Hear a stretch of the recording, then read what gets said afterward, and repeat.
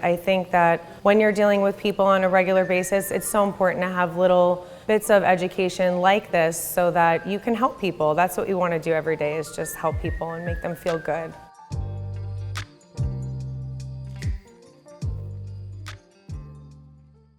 My name is Erica Wright. I am a stylist at Dop Dop Salon. I'm also a Redken artist. I'm Kitty Glass, the Community Outreach Coordinator for Jewish Family Service Hope in Los Angeles. It is the domestic violence program for Jewish Family Service, and I have been with the program for almost 29 years. The Cut It Out program is an outstanding program that's designed to enable stylists and cosmetology students to recognize, respond, and be able to refer clients for support should they need it.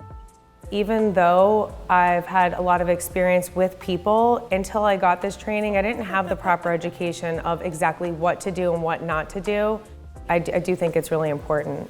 So I think what's special about the salon environment is that we're one of the only professions that it's licensed to touch people without a medical license, that it can be a very private and close relationship. We go through losses and marriages and pregnancies and deaths and all of the things with these people that I just think it's really special. It's like a lifelong friendship. They might lie to their therapist, but they tell us the truth. I think when we have that special relationship with people, it's good to have education behind things like this so that we're not playing therapists and we're actually pointing them in the right direction.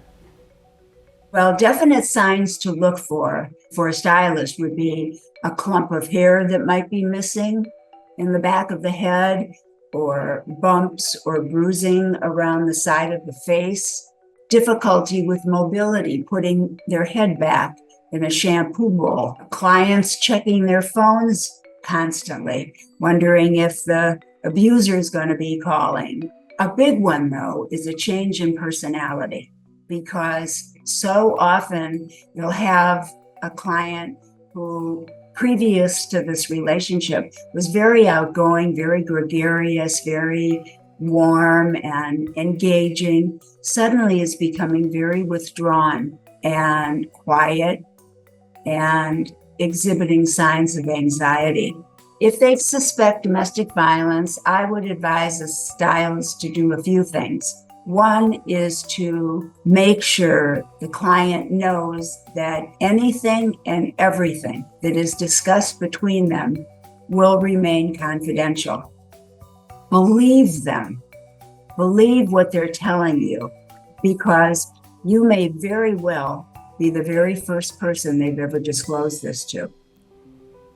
The most important things that I learned, I think, was to not pretend like I've gone through the same thing. I think as just even friends, we do that sometimes, and having empathy is awesome, but knowing that you're not the professional is very important, and just giving them the help that they need. They're not a therapist, and we're not asking them to be. We're asking them to be supportive. We're asking them to be a good listener and to care. How's the water temperature? Okay, if it gets too warm, just let me know.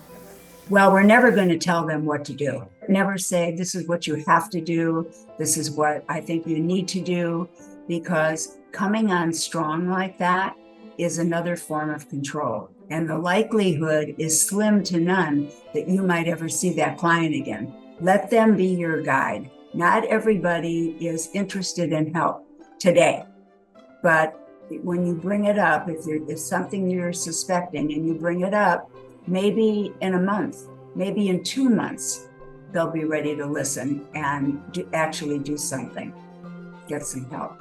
I think our hair is so personal. It's so personal to how we feel about ourselves on the outside. It could be a direct reflection of what's going on the inside. And they just feel safe in that chair with us.